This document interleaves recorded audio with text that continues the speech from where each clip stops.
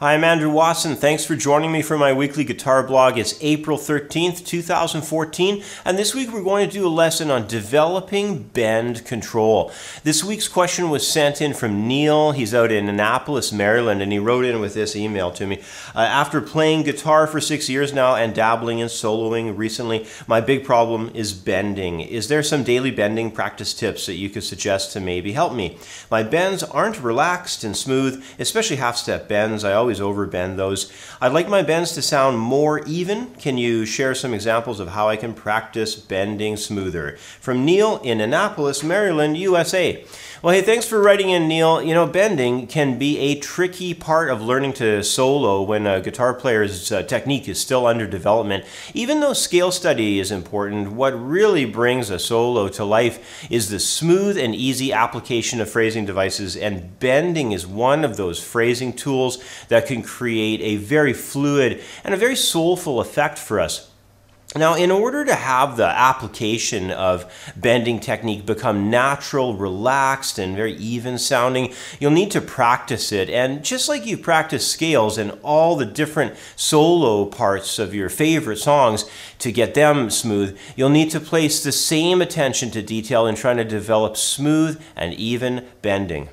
Well, the details involved in really smoothing out how you're able to bend a note will involve several concepts of study. The first part of all this is making sure that you have really nice control with the bend and the release. Now, in practicing this, I've established a very straightforward melodic idea that begins with what is likely the most common bend out there. It's basically the whole or the full step bend. And this is when the pitch would go up. If I go to maybe the second string, 8th fret, play that note.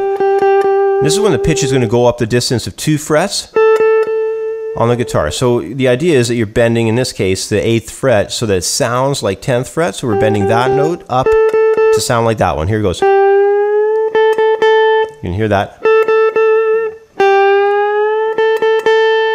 So you want to practice that. If you're not very good at bending yet and you're still trying to get your chops up with this stuff, you're going to have to practice bending into pitch. And of course, once you have the pitch control, then you need to apply it into something melodic.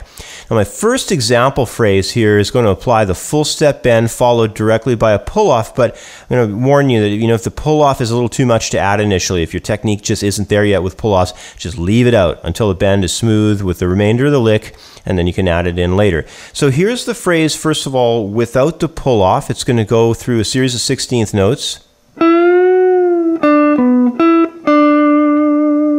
Here it is again. And then let's do it again now, but let's add in that pull-off. Try that again here. So you really want to hear that 9th fret to go up to that 11th. I just slid it there that time, but that's something else you could practice to make sure your bend sounds smooth.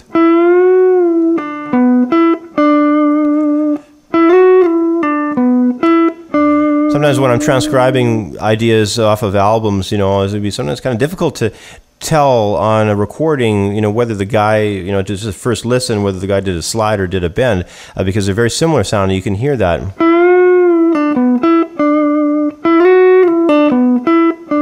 So you can practice kind of executing both those and make sure that your bends are being done properly into the correct pitch.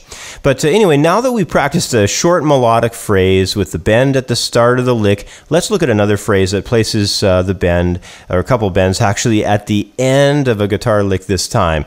And just to add a slightly higher level of control over the pitch, I'll be adding in 2 bends, at the end of this phrase, but with the final bend sustaining into the next bar. And I think that I should mention that if the second bend in this whole idea is a little bit too challenging, even if the addition of the pull-off that we're going to do at the start of the phrase, I should have mentioned that too, there's a pull-off in this thing. If all this stuff is too challenging, cut the idea down. Just leave them out for the first while. Once the phrase starts feeling like you have better control, you can always add in those other techniques, those other embellishments when you feel that you're ready. So let's start with this phrase being played in a really simple way with no pull-off at the start of the phrase and no second bend. We're just going to have our initial run of notes. It's going to go like this.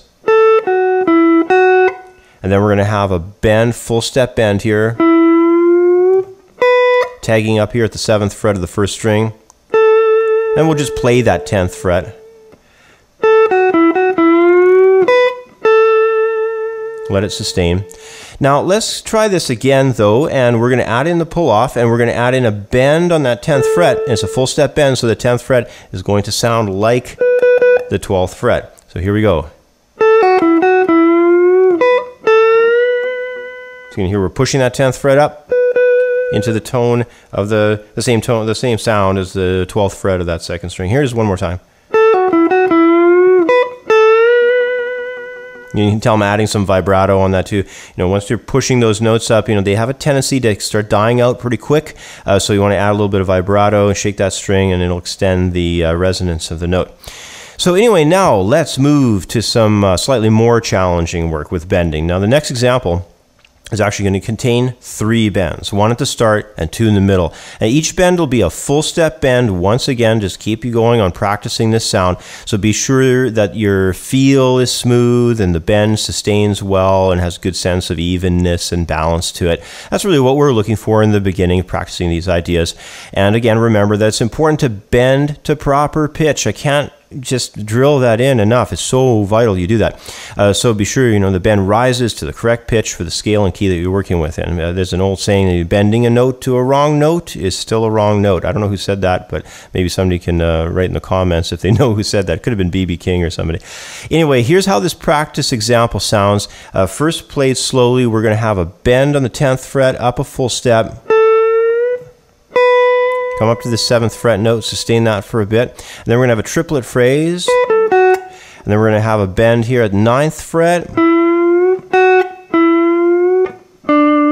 Coming in, back and forth, 9th fret into the 7th fret, a second string, then 9th fret, and then over to that 7th fret on the 3rd string to resolve the phrase. Here it is, kind of a little bit more into tempo.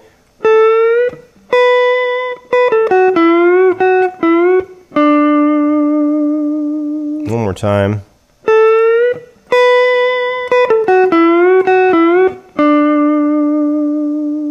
Got a little bit of a Hendrixy sound to that one. But anyway, let's move on. My final example here, I wanted to introduce both the quarter and the half step bends. These are without a doubt 2 very important bend types that we're going to see over and over again in music. So they're also very important to know and play well. The quarter step bend pushes the pitch of the scale tone that it's applied to just halfway into the tone found on the next upcoming fret. And of course, the half step bend would make it all the way into the tone. But let's start with a quarter step idea. I'm going to go back to this 8th fret note on the 2nd string, and the 9th fret note, be aware of what it is. It's up there. We don't want to hit it though. We just want to come in a little bit under it. See, there it is. We're just coming in a little bit under it. So about halfway there, you can hear there's the note, that's on the next step up. Now, of course, if you do bend to that note, that's called a half step bend. And there it is. You can see we're pushing it slightly further, and we come right into that tone on the next fret on the guitar neck. And over the years of teaching, I've noticed that it can be a little more challenging for students to execute these bends over the full step bend, the whole step bend. I'm not sure why. It just seems to be the case for a lot of players. They just have trouble getting the quarter and the half step. A lot of times they overbend, basically. But anyway, getting into the lick that I have for you, I'm going to have a little bit of spice up there at the front. We're going to do a rake, actually, at the beginning of this lick idea. It's like a sweep pick idea. We're going to go across the strings, and then we're going to come into the 10th fret. And then we're going to back up on the first pass here. We're going to do a quarter step, and then we're going to finish the phrase. And then we're going to have a full step bend at the end there on the 10th fret, pushing that to the sound of the 12th fret. So it goes like this. Here's one more time. So let's do that again though, but instead of just doing a quarter step bend on that 9th fret, we're going to bring it all the way to the 10th and do a half step bend. So here we go. So that kind of targeting where you have a guitar lick like this, and then one pass through you try one type of bend, another, then alter it on the second pass through, try another one.